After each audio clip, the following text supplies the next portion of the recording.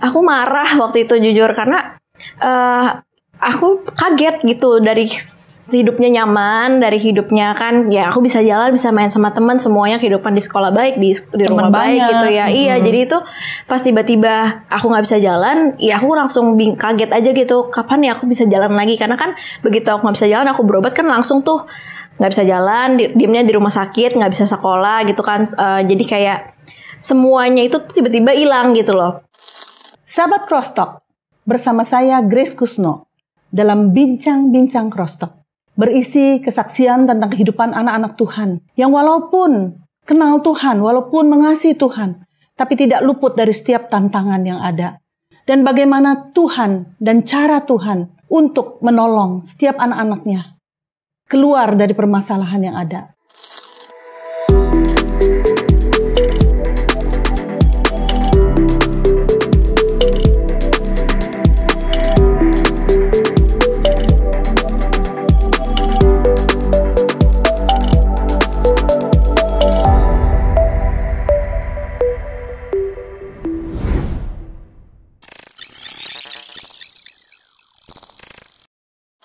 Bersama saya saat ini adalah Michelle Theodora.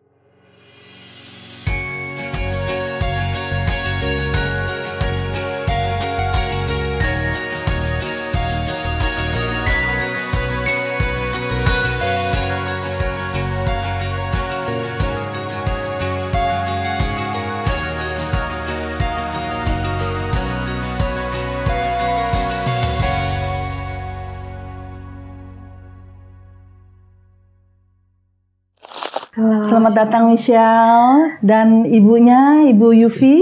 Ya, selamat datang. Terima kasih banyak telah menyediakan waktu yang luar biasa sibuk ya. Michelle terutama yang saya tahu sibuk banget katanya. Iya, tapi mau meluangkan waktu untuk bersaksi dalam acara Bincang-Bincang Crosstalk kita ya.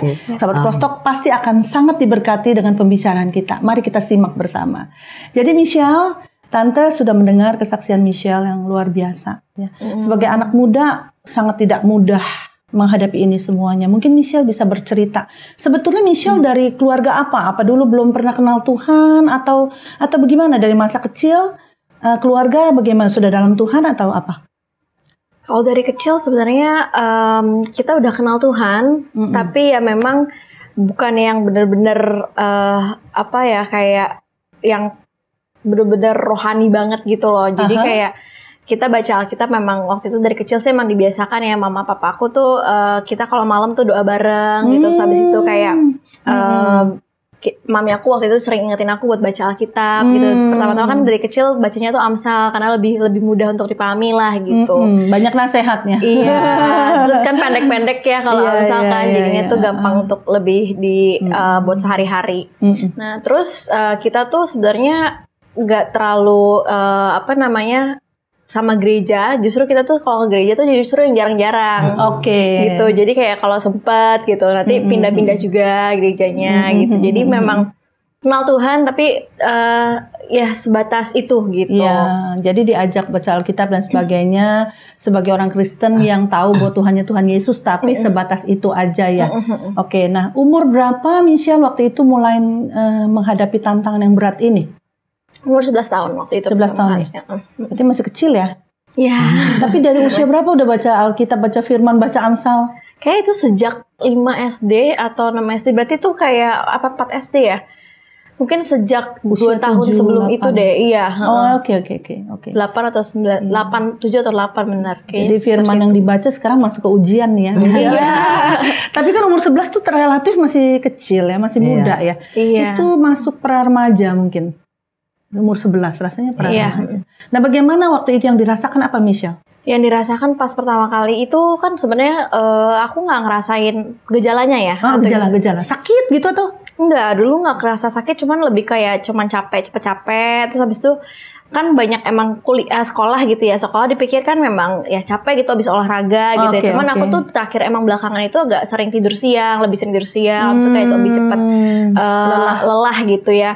Nah, sampai satu hari tuh pas di sekolah aku tuh lagi main sama teman, terus habis itu lagi main-main biasa, aku cuma say hi gitu kan sama temen aku, gitu kan. Terus habis itu aku tepuk pundak dia, terus dia juga say hi balik ke aku, terus gitu kan. Terus tiba-tiba aku tuh kayak lemas, aku langsung jatuh gitu kan.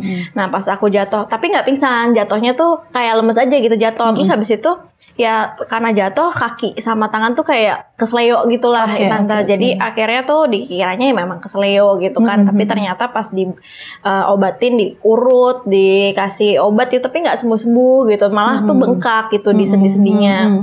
Dan di situ akhirnya kan dibawa ke dokter. Di situ baru jadi sejak saat itu aku nggak bisa jalan sebenarnya. Udah nggak bisa jalan. Langsung nggak bisa jalan. Iya, karena udah diurut-urut segala macam tetap nggak bisa jalan. Awalnya pincang dulu, pincang lama-lama nggak bisa jalan. Akhirnya pakai kursi roda, terus dibawa ke dokter juga. Itu tuh dicek dokter, katanya pertama-tama dikiranya rematik, dikasih obat rematik seminggu, kalau nggak sembuh nanti balik lagi ya gitu. Pas balik lagi akhirnya di refer ke dokter hematologi darah, dan situ baru dicek dan terdiagnosisnya baru di situ leukemia. Oh gitu. Jadi dari umur 11 tuh di Jakarta ya waktu itu ya langsung terdiagnosis kanker darah, which is leukemia gitu ya tipenya. Dan dari situ terus di terapi di Jakarta. Sampai berapa tahun? Aku sempat waktu itu 1 tahunan ya, 1 tahun di Jakarta. Tapi tidak membaik. Tapi ya karena waktu itu ada teman-teman mami juga yang memberikan informasi ada pengobatan jauh lebih baik gitu ya di Singapura waktu itu. Dan itu juga waktu itu teman mami aku tuh anaknya juga udah mau sembuh gitu di sana. Jadi kayak udah sehat banget gitu loh dari sana. Jadi tuh kita coba untuk ke sana juga gitu. Dan waktu itu secara financial Bu Yufi cukup untuk bawa Michelle ke Singapura? Saat itu masih cukup ya rasanya ya? Iya, puji Tuhan masih cukup Bu. Masih cukup, jadi berangkatlah ke Singapura. Ke Singapura, tapi itu untuk second opinion sebenarnya. Tadinya cuma untuk second opinion. Terus karena kemudian memang beberapa anak banyak yang meninggal ya Bu ya. Sekalipun di Singapura? Di Indonesia itu. Di Indonesia. Satu dokter itu yang nanganin. Nggak banyak pilihan dokter rupanya. Iya, nggak banyak. Pada waktu itu tahun 2011. Iya.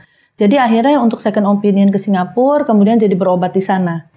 Melanjutkan kemo Bu. Melanjutkan kemo. Karena nggak mungkin di kemo ulang, jadi dilanjutkan kemo. Oke, nah efek kemonya kayak apa Michelle? Secara singkat bisa dijelaskan? Efek kemo waktu yang di Jakarta itu nggak begitu signifikan gitu ya, nggak terlalu banyak, paling ya kayak rambutnya rontok itu udah pasti gitu ya. Cuman ada juga kayak waktu itu paling kayak demam kayak gitu, tapi itu jarang gitu. Lebih banyak tuh di Singapura waktu itu bener-bener efek sampingnya lumayan keras gitu ya, dimana aku demam setiap minggu. Itu kan juga sebenarnya tuh efek samping ini tuh terjadinya tuh karena aku relapse juga Tante. Jadinya tuh waktu itu aku 2011 sampai 2012 kan pindah tuh ke Singapura. 2012 sampai 2013 itu tapi 3 bulan sekali doang ke Singapura gitu untuk kemonya. Jadi emang tahap kemoterapi yang sudah lebih ringan gitu ya di dalam proses itu. Jadi aku cuma 3 bulan sekali dan itu fine gitu ya. Cuman memang waktu itu kaki aku gampang sakit tulang-tulang gitu. Jadi kalau masuk efek samping kemo tuh tulangnya tuh jadinya tuh sakit lagi, jadi lemes lagi gitu kakinya gitu.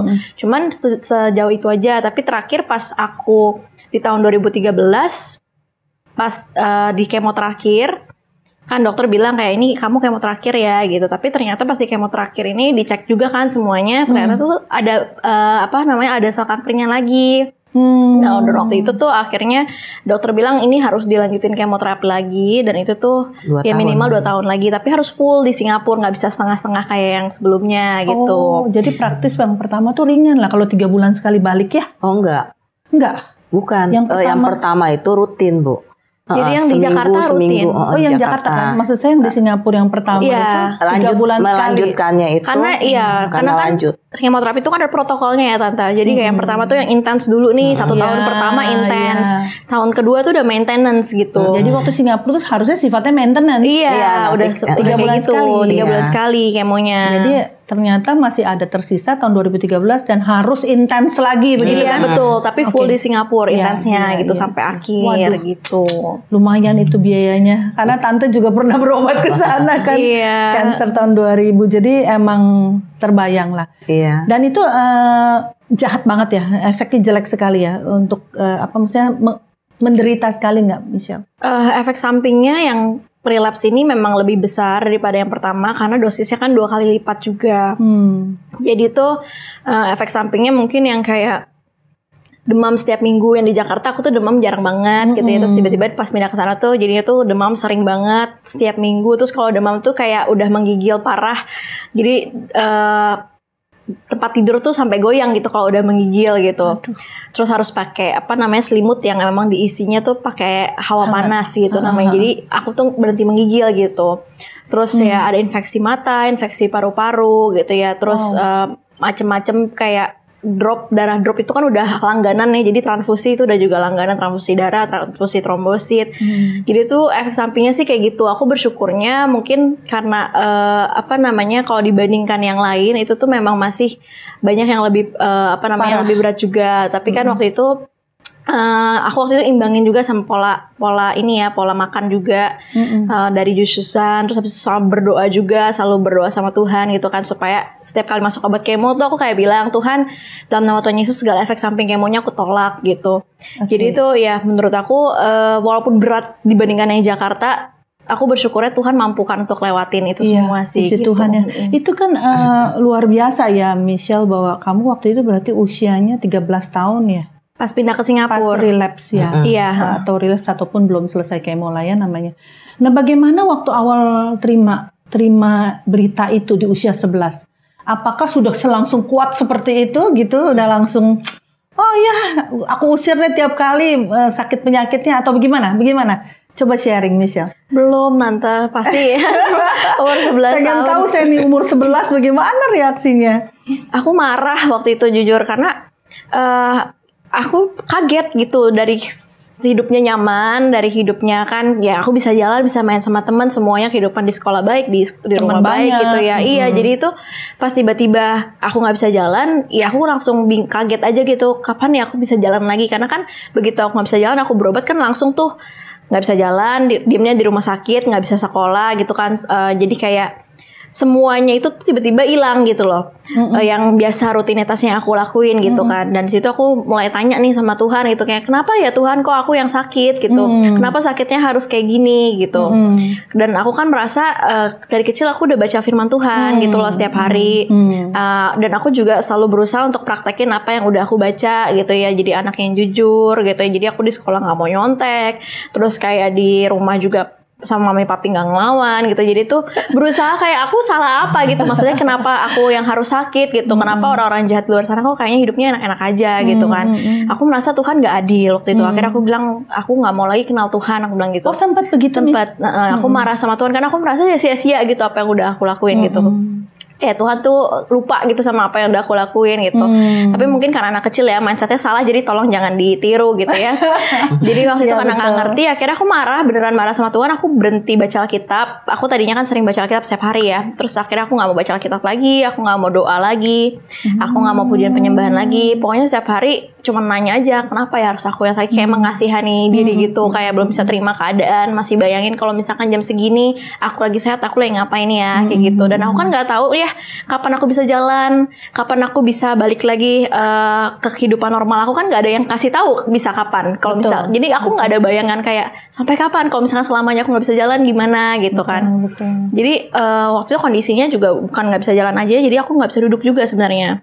Karena waktu itu tulang-tulangku tuh sakit. Jadi? Enggak. Jadi duduknya itu nggak bisa ada tanpa senderan Tante. Jadi itu kayak anak bayi, kalau misalkan duduk ya memang harus ada senderannya. Kalau nggak aku jatuh ke belakang. Begini aja iya. Gitu. Tapi kalau misalkan nggak ada kekuatan untuk nahan. Tapi kalau untuk ke belakang rata tidur juga nggak bisa karena sesak nafas gitu.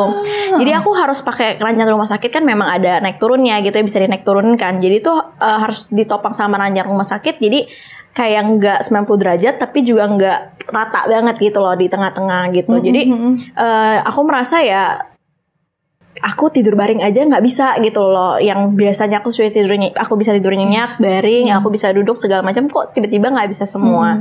Dan tapi puji Tuhannya pas aku marah sama Tuhan gitu, kan aku merasa kecewa ya sama Tuhan, kayak tiba-tiba hidup aku kok berubah semuanya gitu. Dan aku kan nggak tahu kapan bisa tidur baring lagi juga gitu ya. Jadinya tuh mami aku waktu itu yang kuatin, puji Tuhan ya, setiap hari dia tuh naik keranjang aku, kayak suruh aku balik lagi ke Tuhan, bacain firman Tuhan, ajak aku nyanyi puji-pujian penyembahan lagi. Nah itu yang saya mau nanya sama Bu Yufi.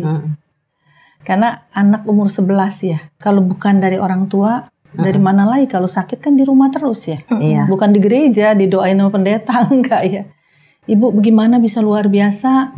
Tuh, naik keranjangnya Michelle waktu di rumah sakit ya. Iya. Bagaimana pergumulan seorang ibu tahu anaknya sakit, dan sakit yang kalau kita bilang cancer itu udah seperti death penalty ya. Iya kan? Kalau zaman dulu, zaman saya 2000 lebih parah lagi, udah lama sekali kan? Iya. Zaman Michelle 2011. Tapi masih tetap bahwa cancer sama dengan kematian. Iya. Seperti itu. Bu Yufi boleh sharing gitu gimana yang dialami dan pergumulannya seperti apa? Apa udah memang hebat banget ya, Pak, cuma bisa nguatin gitu ya? Atau gimana, Bu? Iya. Jujur saya juga bukan rohani amat gitu ya. Saya juga ibu rumah tangga biasa yang serba lemah, ada ya kekurangan saya gitu, bukan langsung kuat gitu ya. Saya juga nggak tahu itu kanker apa gitu loh. Leukemia itu saya bahkan nggak tahu leukemia itu kanker gitu loh. Oke. Kemudian dia kan kesakitan, terus kan tulang-tulangnya teriak-teriak kesakitan. Dikasih morfin gitu kan sama dokter gitu, dikasih obat-obatan sampai bermacam-macam obat-obatan sampai dia itu kena livernya sampai 1000. Itu di Jakarta. Di Jakarta 1967 tingkat lebih dari normal gitu ya, jauh SGPT-nya. Terus kemudian setiap hari juga saya dihadapkan dengan banyak yang meninggal gitu kan. Saya dengar ini meninggal, itu meninggal, saya takut sekali waktu itu. Terus kemudian dia waktu pertama kali mau kemo aja saya takut gitu loh, ngadepin apa sih kemo itu seperti apa gitu kan. Terus tapi saya tiba-tiba juga dapat juga bahwa Tuhan sudah menanggung penderitaan kita 2000 tahun yang lalu di kayu salib gitu. Terus begitu aku dapat seperti itu juga. Terus kemudian aku sampaikan ke Michelle gitu. Michelle, ini kemonya formalitas, saya bilang. Tuhan sudah menanggung 2000 tahun yang lalu, Michelle, kita jalanin aja ya. Maksudnya untuk BMP yang pertama kali gitu loh, melalui tulang belakang, bone marrow. Terus itu kan kata orang bilang pakai jarumnya tebel apa, ntar tulangnya rusak lah belakang. Saya takut, Bu, jujur aja. Tapi saya itu dapat kalimat seperti itu juga gitu, sehingga saya bilang Michelle, ayo coba aja deh bone marrow gitu. Kemudian memang hasilnya ternyata Michelle kena leukemia tipe ALL1. Kemudian ALL1. Kemudian harus di kemoterapi, mesti cepet, Bu, karena kalau nggak dalam jangka waktu 6 bulan tidak di kemo 2 bulan sekalipun dia bisa lewat. Terus jadi harus ada tindakan yang lebih cepat. Kemudian ya itu, Bu, saya itu berpikir secara logik juga, Bu, gitu loh, bahwa Michelle kan dapetnya dari Tuhan ya, jadi saya kembaliin ke Tuhan gitu loh. Karena kan manusia nggak bisa bikin darah gitu kan. Betul. Jadi Tuhan lah yang bisa bikin darah gitu. Ibaratnya kalau suatu mobil merek apa gitu, baliknya kan ke bengkel tersebut. Jadi saya kembaliin ke Tuhan. Dan saya sempat banyak lah tangisan, mengapa juga banyak, terus bahkan kecewa juga ada, Bu. Tapi saya nggak boleh perlihatkan kepada Michelle. Karena dia udah kecewa, nanti saya kecewa lagi, siapa yang pegang dia kan istilahnya. Betul. Gitu. Nah itu luar biasa. Jadi saya tuh logik saya jalannya seperti itu, Bu. Perasaan dengan main juga, perasaan sama logik aja jalan gitu kan jadinya. Saya bilang, Tuhan, suatu saat tuh saya di mana ada titik nadir saya, di mana titik yang sudah saya tidak bisa berharap lagi pada siapapun gitu ya. Terus saya bilang sama Tuhan gitu, Tuhan, kalau misalnya Michelle nggak sembuh, ngapain di kemo? Kemo tuh sakit banget, saya bilang gitu. Itu saya udah nangis banget. Terus itu kemudian saya dapat lagi kalimat seperti ini, percaya saja. Nah itu tuh dalam pergumulan Bu Yufi kepada Tuhan dapat impresi-impresi tersebut ya? Iya, percaya saja. Iya, saya percaya, saya bilang. Imanmu menyembuhkanmu. Iman menyembuhkan. Iman itu apa? Saya mau iman buat menyembuhin Michelle. Kemudian ada lagi, Bu. Iman timbul dari pendengaran. Pendengaran akan firman Tuhan. Nah, di situ saya baru tahu, oh iman itu dari firman Tuhan. Dan sehingga saya tangkep, berarti dari firman Tuhan kan itu imanmu yang bisa menyembuhkan. Di situ saya mulai naik keranjang Michelle, saya bacain Alkitab. Tapi jujur ya, Bu, saya itu nggak bisa membuka Alkitab tanpa kekuatan daripada Tuhan, tanpa tuntunan daripada Tuhan. Sehingga saya bilang gitu loh, Tuhan, saya mau buka ini Alkitab buat Michelle. Aku bilang, tunjukin dong yang mana ada mukjizat, ada kesembuhan, ada pengharapan, saya bilang. Dan kemudian Tuhan bukakan, Bu. Sepertinya Tuhan bukakan, pas dibuka itu yang orang lumpuh buat berjalan, orang mati dibangkitkan, pokoknya banyak ya mujizat-mujizat itu saya lempar ke Michelle gitu, ayat-ayat itu, walaupun dia menolak, Mami pergi, aku nggak mau dengar lagi. Awalnya begitu, ya Michelle ya. Iya, aku nggak mau sedih dengar banget loh. Mau naik keranjang anak terus diusir, aduh rasanya kayak apa gitu ya. Iya, bahkan sehari itu bisa berkali-kali saya naik Bu. Mulutnya saya bukain, dia nggak mau, dia tutup mulutnya. Saya berdoa, dia nggak mau tutup mata gitu. Sehingga tuh saya sempat sampai agak kecewa juga. 40 hari lamanya saya begitu Bu, naik turun. Oke. Tuhan memproses bukan hanya Michelle, tapi juga mama, mungkin papa yang dalam kaitan ini tidak punya cukup banyak waktu untuk nemenin Michelle terus karena bekerja dan sebagainya. Tapi pasti Tuhan punya proses atas papa juga ya, atas Koko juga barangkali ya kan. Oke, atas seluruh keluarga ini. Nah, 40 hari bergumul sama Tuhan. Iya, selama di rumah sakit ya Bu. Sampai Michelle akhirnya mau baca firman. Iya. Sampai ya seperti Tuhan Yesus 40 hari 40 malam. Ya, saya seperti itu benar Bu. Sebuah batu tuh Bu ya, kata Michelle juga, ditetesin air. Lama-lama bolong juga Bu. Jadi firman Tuhan yang jatuh itu tidak kembali dengan sia-sia. Jadi balik ke Michelle. Jadi usaha mami itu benar-benar mengubahkan pemikiran Michelle dan iman Michelle ya. Dari yang marah, dari yang udah nggak peduli Tuhan, tiba-tiba terangkat gitu ya Michelle. Sebenarnya ada proses panjang juga sih Tante. Jadi kayak yang dia lakukan kan setiap hari kan bacain aku firman Tuhan. Jadi aku tuh setiap kali dia naik ranjang ya, kalau dia ngomongin tentang Tuhan aku nggak mau gitu loh. Jadi kayak aku usir gitu. Tapi kalau dia ngomong yang lain nggak apa-apa gitu loh. Tapi karena dia kan kalau naik ranjang aku suka ajakin baca firman Tuhan, diajak pujian penyembahan. Awalnya tuh nggak mau. Tapi kan lama-lama terus dilakukan. Ada satu titik di mana waktu itu udah mau akhir tahun gitu ya, waktu itu sih Natalan waktu itu. Jadi itu mami aku sempat bilang, Michelle kamu udah lama loh nggak berdoa sama Tuhan, kamu nggak mau berdoa minta kado Natal, karena anak kecil ya Tante, jadi iming-iming kado. Jadi baru kepikiran ya juga ya gitu, aku kan nggak pernah mau doa lagi sama Tuhan. Akhirnya aku mulai mau berdoa. Aku bilang, Tuhan aku nggak muluk-muluk kan, aku mintanya nggak minta sembuh dari kankernya gitu. Aku tuh mintanya tuh justru cuma bisa tidur baring. Aku minta kayak, karena menurut aku ya itu yang, kalau kita kan duduk kayak gini aja udah pegel ya Tante ya, 2 jam sejam aja itu udah pegel gitu ya. Ini kan aku berhari-hari berminggu-minggu gitu ya. Jadinya tuh aku bilang, Tuhan aku pengen tidur baring, aku bilang gitu. Jadi aku mintanya itu gitu. Terus habis itu pas besokannya tiba-tiba tuh aku ngerasa pas aku malam gitu, dimana aku udah selesai berdoa ya kemarinnya hari berikutnya itu aku bilang, aku kayaknya pengen coba untuk mundurin ranjangnya nih buat jadi rata gitu. Karena aku kan kemarin aku udah doa. Mau ngecek gitu, ngecek gitu kan. Iya, terus habis itu pas aku turunin itu aku bilang dalam nama Tuhan Yesus, dalam nama Tuhan Yesus.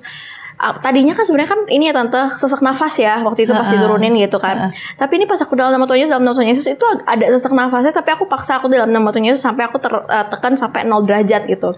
Dan harusnya sambil nangis, tapi sambil sesak nafas juga harusnya nggak bisa nafas gitu ya. Tapi ternyata pas sampai rata, aku tetap bisa nafas gitu loh. Dan rasa sakit itu tuh yang pas datar itu tuh udah nggak ada gitu loh. Dari situ aku percaya, oh Tuhan masih dengarkan doaku gitu. Itu pertama kalinya akhirnya aku mau mulai berdoa lagi gitu ya. Tapi belum mau bener-bener baca firman lagi gitu ya.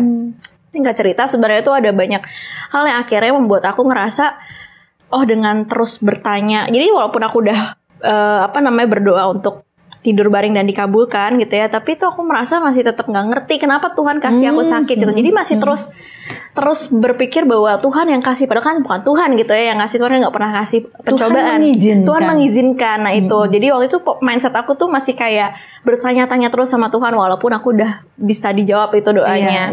Tapi satu titik di mana aku tuh disadarkan sama Tuhan bahwa dengan terus bertanya keadaan kayak kenapa ini harus terjadi, itu tuh nggak ngubah keadaan aku gitu.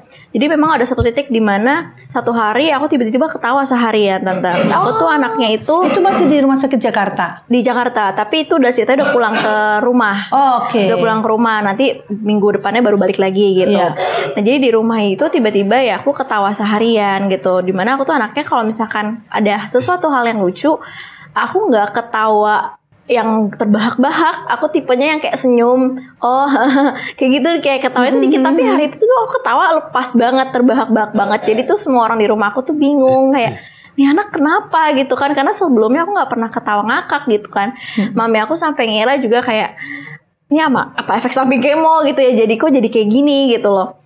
Tapi waktu itu ya aku ngerasa aku cuman ketawa ngeliat mami aku ngerasanya tuh mami aku tuh lucu gitu loh, mukanya lucu, aku nggak ngerti kenapa, padahal dia nggak ngomong apa-apa, cuman aku ngeliat muka dia tuh lucu banget gitu loh.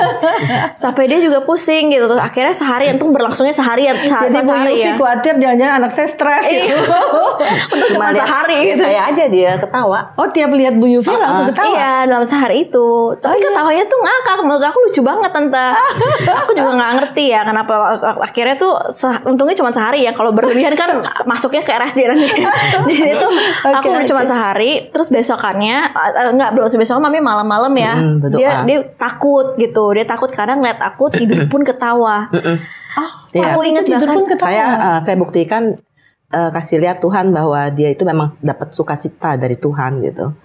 Ternyata dia lagi tidur tertawa. Jadi aku tidur tuh mimpinya lucu juga Tante. Aku juga nggak ngerti. Jadi muka pas mami aku di dalam mimpi itu. Aku pas bangun mendusin tuh kayak aku lagi ketawa gitu loh. Jadi dan dulu tuh mami aku juga notice karena ranjang kita kan, aku tidur bareng mami aku waktu itu kan. Jadi tuh ranjang itu pas aku ketawa tuh goyang-goyang. Makanya dia pas aku ketawa dia juga bangun. Dan dia berdoa sama Tuhan. Tuhan kata saya mau Michelle saya yang dulu. Kenapa anak saya jadi seperti ini gitu kan. Terus kata dia malam-malam tuh justru pas dia lagi doa gitu Tuhan kayak memberikan ingetan di mana dulu tuh dia pernah ke gereja, ada kebaktian pagi atau ada kebaktian pagi. Itu ada orang yang tertawa, ada yang berbahasa roh gitu ya. Oke, bahwa itu bukan sesat. Iya, pernah terjadi. Berarti itu kayaknya Tuhan memberikan memang sukacita buat Michelle. Jadi masalah tetap ada, tapi Tuhan sertai dengan memberikan roh sukacita itu. Jadi tangkap saya seperti itu, Bu. Supaya dia nggak berat jalanin kemoterapinya setelah itu. Betul. Terus Michelle merasakan itu nggak yang seperti mami?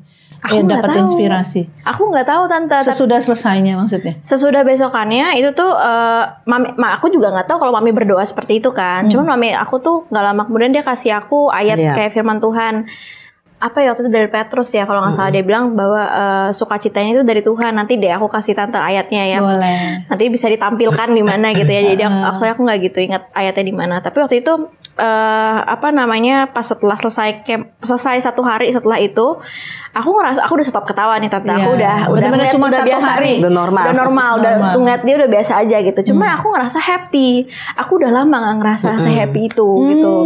Dan aku ngerasa hati aku tuh seneng, terus aku merasa kayak buat apa ya selama ini kalau misalnya aku tanya kenapa, karena yang kemarin itu aku nggak nanya kenapa kan, aku cuman kayak fokus lihat si mami ketawa, dan aku akhirnya nyadar dengan terus aku nanya kenapa, dengan terus aku bayangin jam segini aku lagi ngapain, kenapa ini aku harus begini, kenapa orang lain begitu, itu tuh nggak bikin keadaan aku lebih baik, malah aku makin sedih, terpuruk gitu, tiap hari cuma saya nangis, dan aku pengen tetap senang kayak yang kemarin gitu. Jadi aku bilang oke lah, aku nggak mau lagi tanya kenapa, aku nggak peduli lagi nanya kenapa, yang penting sekarang Tuhan gimana deh aku bisa sembuh gitu. Bener-bener nggak bisa tahan nih gitu ya, sakit banget di belakang itu, akhirnya dibawa ke rumah sakit, tinggal cerita dibawa ke rumah sakit, terus habis itu dikasih obat penahan sakit, obatin, tangani lagi di USG lagi gitu ya. Dan pas keluar itu hasilnya beberapa hari kemudian, di situ ternyata dokter bilang, Pak nih anaknya di rumah dikasih apa gitu. Papi aku bilang nggak dikasih apa-apa dok, kenapa gitu, kok ini batu ginjalnya 1 hilang, 1 lagi pecah berkeping-keping gitu. Dan situ ya papi aku kan denger ya kita doa, jadi kita cuma bilang ya kita berdoa dok gitu. Jadi terus dokternya juga bilang oh itu mujizat Tuhan gitu. Aku udah tetap berdoa, aku tetap percaya sama Tuhan. Tuhan tuh nggak akan tinggalkan aku. Tuhan masih Tuhan yang sama. Tapi kok aku kayak nggak sembuh-sembuh gitu. Karena efek sampingnya kan makin banyak ya Tante. Yang dulunya, tadi aku bilang dulunya di Jakarta nggak aku alami, di sini malah aku alami gitu ya. Kayak infeksi mata, sempat nggak bisa ngeliat 3 hari gitu ya. Terus habis itu, iya jadi infeksi demam tinggi gitu, sampai menggigil. Dan aku tuh kayak keluar masuk rumah sakit terus, kayak nggak ada jeda gitu. Baru keluar, misalnya baru 1-2 hari, udah masuk lagi ke rumah sakit gitu. Jadi itu aku ngerasa Tuhan aku capek banget gitu. Aku capek banget, kayak aku kangen sekolah. Kayak aku tuh cuman keinginan aku bahkan cuman keluar dari rumah sakit dulu deh Tuhan. Aku bosen sama rumah sakit gitu. Sahabat Crosstalk, agar kesaksian ini dapat menjadi berkat kepada lebih banyak orang, yuk like and share kesaksian ini kepada keluarga dan teman-teman lainnya. Bagi sahabat Crosstalk yang diberkati melalui kesaksian ini, mari berbagi di kolom komentar. dan subscribe agar tidak ketinggalan kesaksian-kesaksian lainnya.